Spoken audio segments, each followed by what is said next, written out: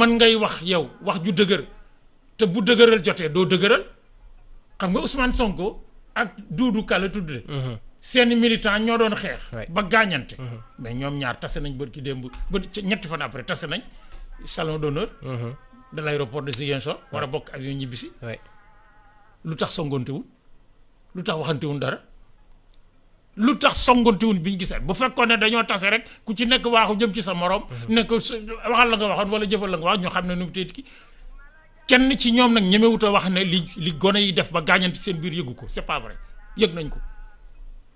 nañ ko sans battre kaw je n'accuse personne je réfléchis librement et scientifiquement gone yi xeex ba ñuy xeex peut-être xeex yëkkatiwu leen mais la tax ñu xeex ak fan xeexe les conditions mais ñi leen yilif yëgoon nañ ko qu'est-ce qu'ils ont fait donc c'était à éviter qu'est-ce qu'ils ont fait pour éviter ça qu'est-ce qu'ils ont fait les uns et les autres est-ce que Ousmane Sonko s'est dit mais man kat fi ma war a taseeg waa Unacois te ma am droit tase fa ak ñoom am intérêt à tase fa ak ñoom moo kër Doudou Ka jàkkaarloo wuto boo fa demee ay militants am nekk fa mën naa indi kii comme man dama bëgg jàmm bëgg a yore réew mi ëllëg ci jàmm ak salaam damay wax waa Unacois nañ ko déplacer feneen lu tax xalaatu ko je suis dans des hypothèses pourquoi Doudou Ka warta mën a xalaat ne Ousmane Sonko kat il a le droit de rencontrer qui il veut où il veut même devant chez moi même devant ci tali bi mbedd bi devant chez moi kon nag dinaa war a ñàkk samay gone ba buñ fi tasee nu mu tee dara du xew ngir ëllëg aucun d'entre eux ne l'a pensé mais guerre de positionnement la mais guerre de positionnement nag mooy gis nga moom xam nga à l'époque quand tout le monde combattait en fait tous les gens conscients nu mu teeti la dévolution monarchique du pouvoir d'Abdoulaye Wade wax naa fii ne tout ce que le droit permet ou l'intérêt la morale et l'éthique ne le permettent pas maanaam lu la sañ-sañ may lu la njariñ may ci sa bopp boo demee ba bëgg koo wax wala nga bëgg koo def bu fekkee ne baax ak nu mu teeti éthique àndu ca boo dee nit nag laa wax gu nite mais doo ko def doo ko wax on l'a pas fait on a envoyé des jeunes au purgatoire gone yi doon manifester au mois de mars nangam dee ci nga xam ne benn bakkan bu ci dee ëpp na doomi ban politicien moo ci dee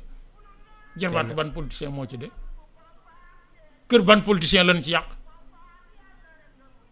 la ba kii léegi kon ñi nga xamante ne ñoom ñooy perdants yi mooy ñi nga xamante ni ñoom jariñoo wuñ ci waaye yow duñ ci jariñoo mooy ñi xam nga wolof yi dañuy wax ne politique moo ko oto bu paana yam ña koy puus duñ ci dugg bu tàkkee bàyyi la fa bu tàkkee ba la fa soo amee chance sax waa ji yëkkati loxo ne la merci mais boobu temps day wax rek accu gis nañ ni sud bi instant bi nii xëccoo ci maa fi mën maa fi nekk sama fief la bëri na ci njiitu réew mi président Macky Sall mu ngi waajal benn tournée économique foofule ci contexte bi ñu nekk nii est-ce que loolu du gën a yokk nuñ koy waxee essence ci safara si man de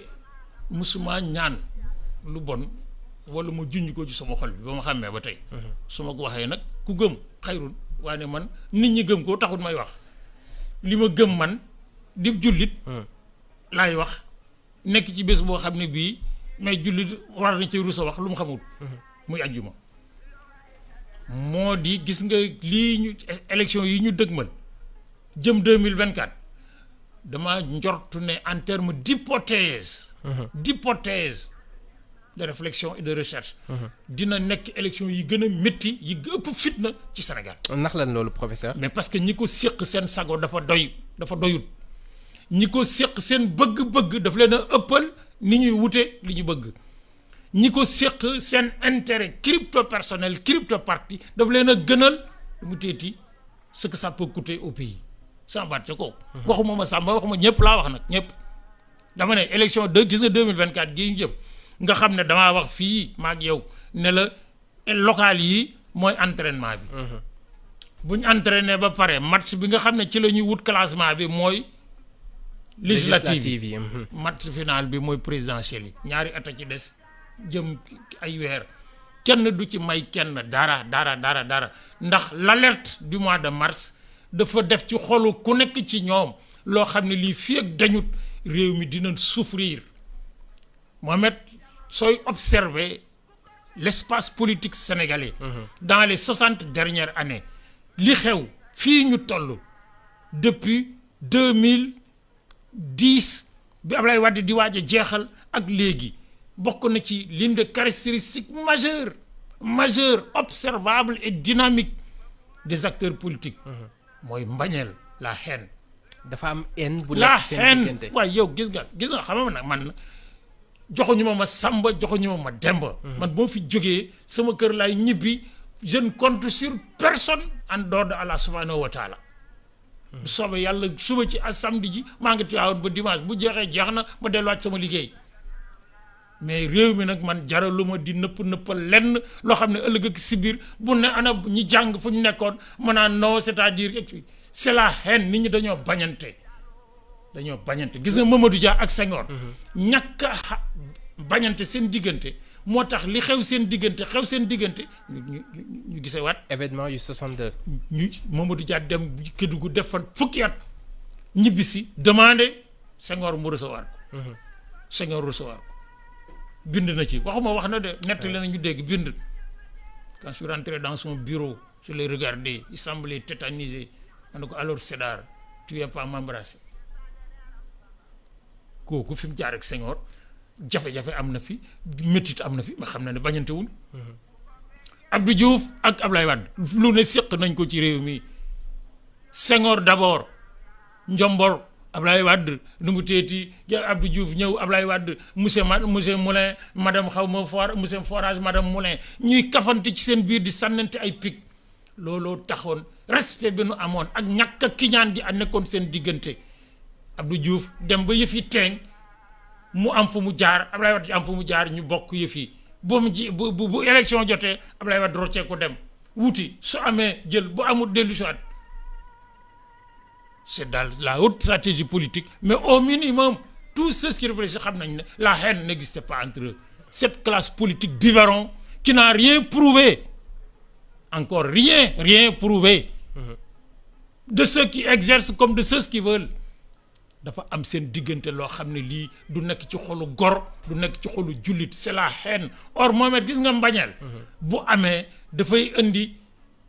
la méchanceté maanaam kañaan bu kañaan amee mooy indi la violence. mais lan moo waral bañeel boobu noonu. bu dee ko ci nekk da ngay wuti et ko ci nekk nee nga intérêt dëkk bi moo la tax a jóg. mais su leen intérêt dëkk bi taxoon a jóg dinañ épouser ci seen biir mais les valeurs du pays moom man nu mu teeti ab jullit la di wolof mais man ñemewumaa jàkkaarloo ko séeréer naan ko nii naa nangam ndax xam naa fi sama ndey jëlee deret ci séeréer yi. xam naa fi ma jëlee ci sama baay ak sama ndey deret ci tukulóor yi ab jolof laa nag juddoo jolof ñu ne wolof la xam naa li ma bokk ak ci géñoo ak ci deret lu mu teeti ay nit yu dem ba Casamance ak feneen xam naa aussi li ñu bokk du point de vue de la valeur suprême mooy gëm yàlla nga xam ne dama gëm ne man Mohamed Kandji mii li ma bëgg man Mbaye Thiam bëggal ko sama bopp bu ma ko yéenewut Mamadou Kandji watoo bu ma ko yàlla jox dina ca rocc dara wala boog duma ko jox su ma ko añaanee Mohamed nag fari waxi nopp ça c'est un niveau d'élévation lu mu tiiti non pas spirituel mais de conviction tout court des valeurs et puis les valeurs morales les valeurs sociales mais dans ce pays aujourd'hui il y a des gens qui s'autoproclament tous sans exception nag regarde la facilité avec laquelle on s'autoproclame leader dans ce pays qui n'est pas leader tout le monde est leader on va avoir des élections locales candidat yi foo dem ñoo ëpp presque électeurs yi ñëpp candidat la bët dem bi ma demee Daaru Jolof maa ngi koy wax naan leen man dëkk bi xanaa man rek fi du candidat waaye nag comme ça importe peu parce que du ma fi voter man Ndakaaru laay voter si tout le monde est candidat qui va voter on va te dire nag oui c'est un droit mais après bu fekkoon ne nit ki lu ko yoon may rek mu def ko mais dootuñu am société nit ki dafay am lu ko yoon may mu dem ba koy def lii kat bu ma ko defee nu ko Mohamed di déggee nu ko sama ndey di déggee nu ko sama bay di déggee sama waajur ci àllaaxira nuñ koy gisee askan wi ma bokk nuñ koy gisee giir gi ma bokk nuñ koy gisee diine ji ma bokk tarixa bi ma bokk yooyu yëpp boo ko sóoraale mais door taxaw mais nii dañu gëmmu tax yi wéy rek je dis que c'est la haine mbañeel qui inspire la nu mu téyeti méchanceté laquelle entraîne la violence malheureusement nag. mais ñi ciy gaañu di ci ñàkk di ci dee mais nu mu teeti duñ ci jariñu ñi ciy gaañu di ci ñàkk di ci dee duñ ci jariñu parce que nag ñi